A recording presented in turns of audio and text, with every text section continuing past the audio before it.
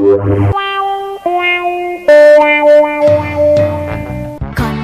isang mapagpalang araw. Naraw nga po pala mga kabuyot, ay meron nga po pala uli nagpaparestore sa atin.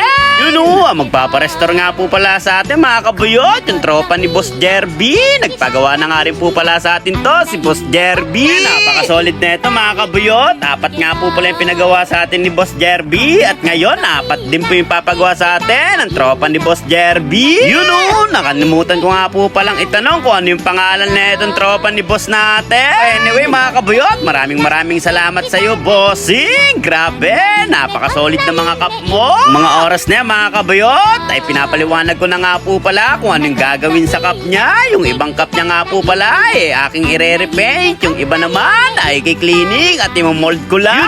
Kung napansin nyo mga kabuyot, nakadress pa nga po pala ako dyan. Kakatapos ko nga lang po pala magpadede dyan. Hindi, joke lang mga kabuyot. Yung mga oras na yan, mga kabuyot, kakatapos ko nga lang po pala mag-vlog. At pagbaba ko nga po pala dyan, tuwan-tuwa sa akin yung mga bossing natin dahil nakadress daw ako. Sino nga namang hindi matutuwa dyan mga kabuyot? Makita ka ng poging nakadress. Ay wow, pogi to.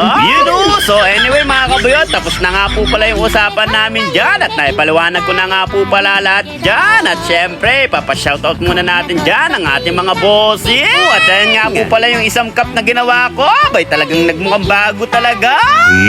At ayan na nga po pala yung mga cup na pinarestore sa atin ng ating bossing mga kabuyot. Grabe, kitang-kita nyo nga po pala mga kabuyot. Lukot-lukot at sobrang dumi na nga rin po pala nila. At syempre, hindi natin nahayaan na maging ganyan lang yan. Papamukain natin mukhang bago uli yan. Itong isa nga po pala mga kabuyot, ang issue nga po pala neto, yung snapback niya ay puro kagat nga po pala ng aso. Kaya papalitan natin ng bago yan.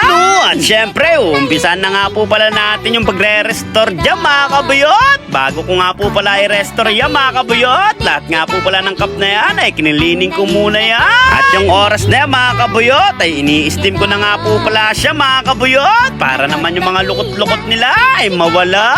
Bago ang lahat, shoutout nga po pala sa budol ng Gapo. Tapos ko nga po palang i-steam yan mga kabuyot, ayan na nga po pala, nire-repaint ko na nga po pala yung isa dyan. Ang diskarte ko nga po pala dyan mga kabuyot, nilagyan ko nga po pala ng tape yung kulay black at kulay white para naman hindi sila matamaan kapag nire-repaint ko na yung kulay pula. So halos naman lahat ng diskarte ng mga pagre-repaint mga kabuyot ay ganyan din, nilalagyan din ng tape. Sa mga marurunong dyan, shoutout sa inyo.